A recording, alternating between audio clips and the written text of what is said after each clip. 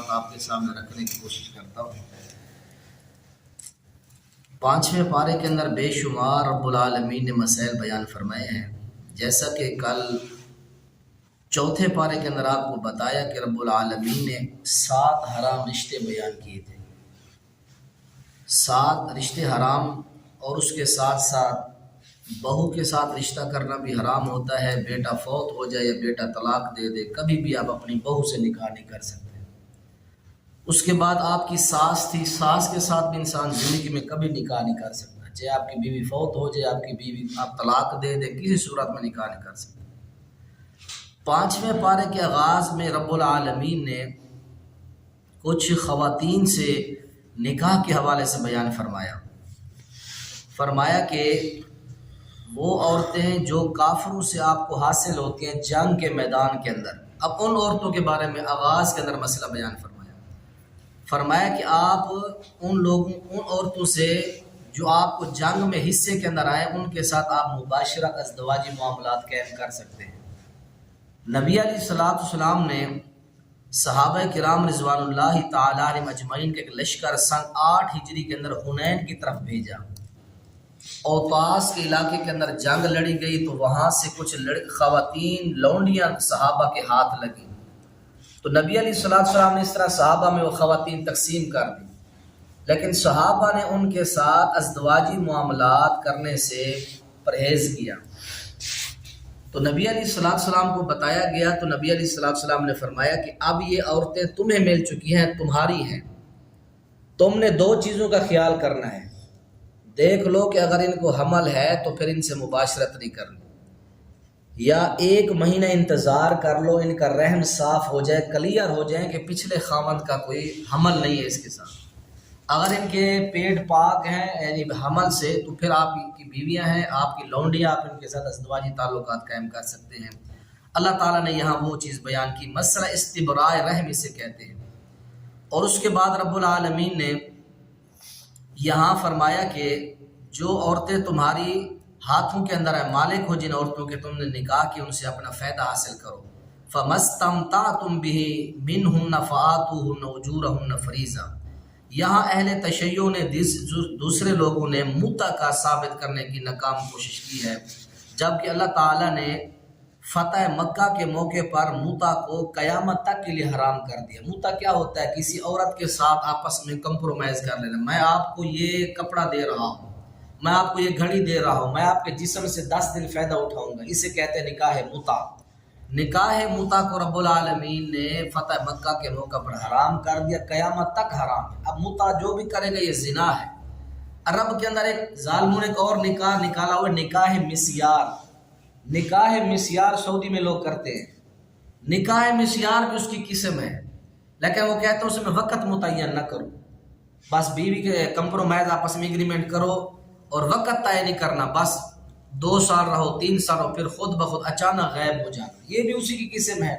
نکاح متع حرام ہے۔ نکاح مسیار جو بھی نکاح ہے اسلام کے طریقے سے ہٹ کر، جس نکاح میں گواہ نہیں ہے، جس نکاح کے اندر حق مار نہیں ہے، قرآن حدیث کے مطابق نکاح نہیں ہے، وہ تو حرام نکاح ہے وہ۔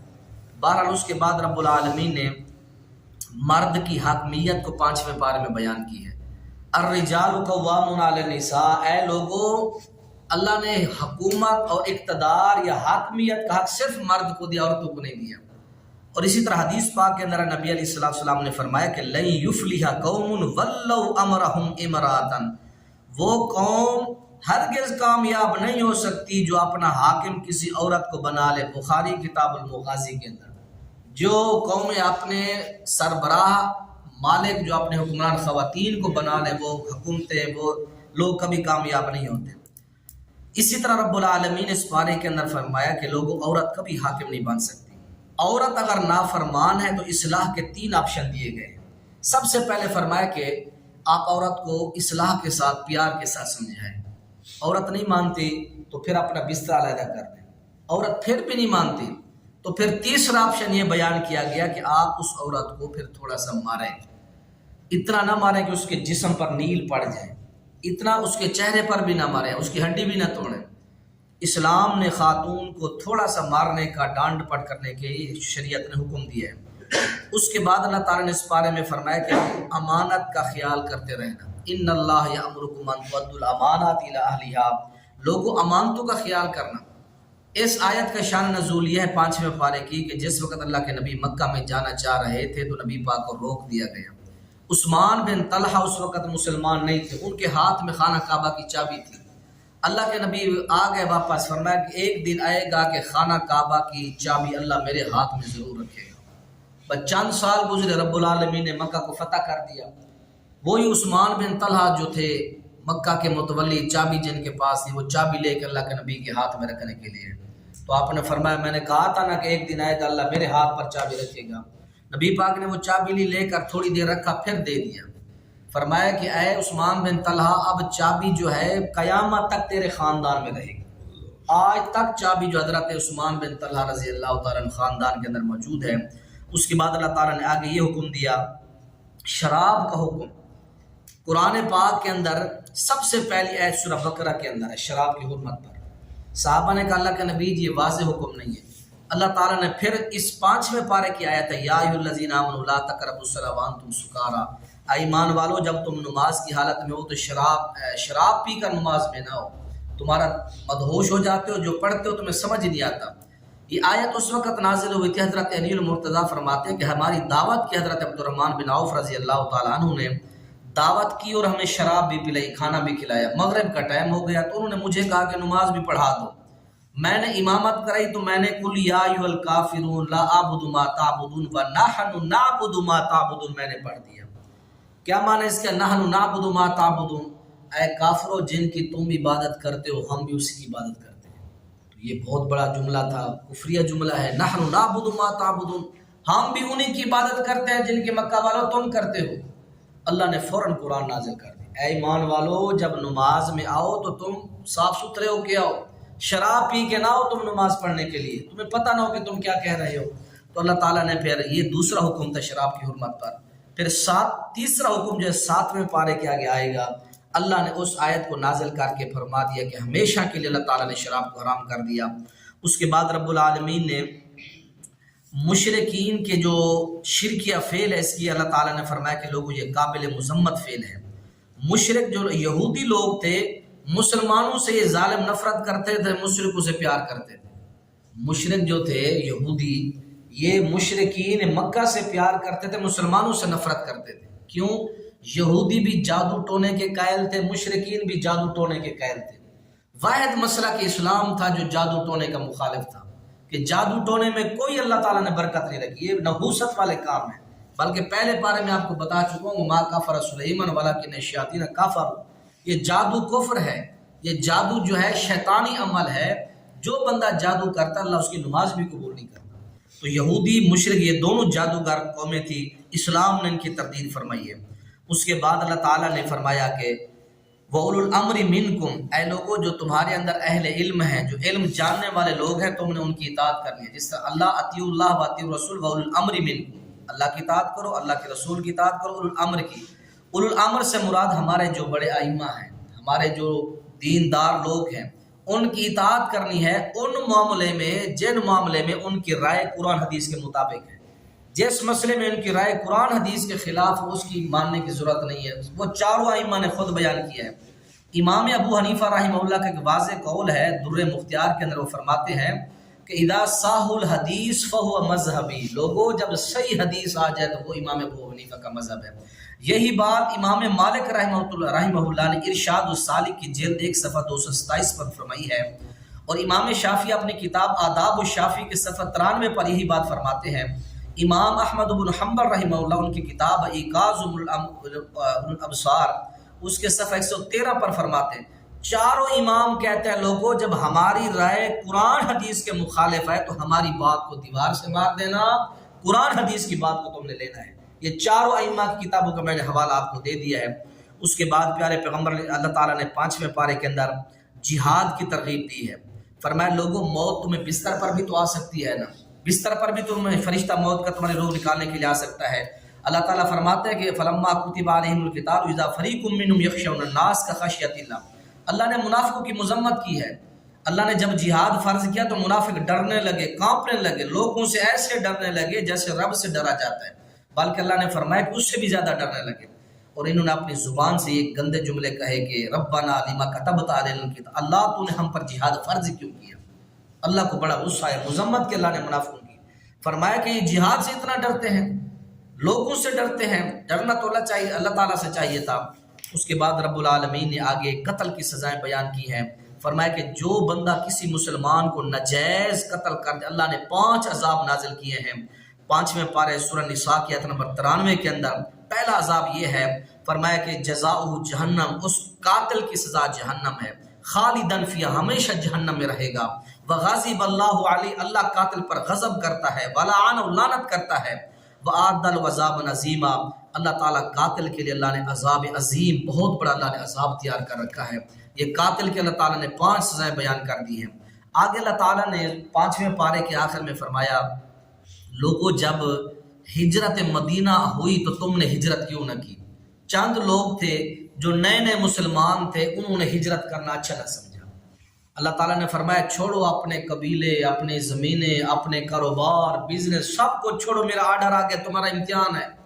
قُلْ إِنْ كَانَ آبَاؤُكُمْ وَأَبْنَاؤُكُمْ وَإِخْوَانُكُمْ وَأَزْوَاجُكُمْ وَعَشِيرَتُكُمْ وَأَمْوَالٌ اقْتَرَفْتُمُوهَا وَتِجَارَةٌ، اللہ تعالیٰ نے 10ویں پارے میں آگے فرمایا کہ یہ ساری چیزیں تمہیں محبوب نہیں ہونی چاہیے ہجرت سے۔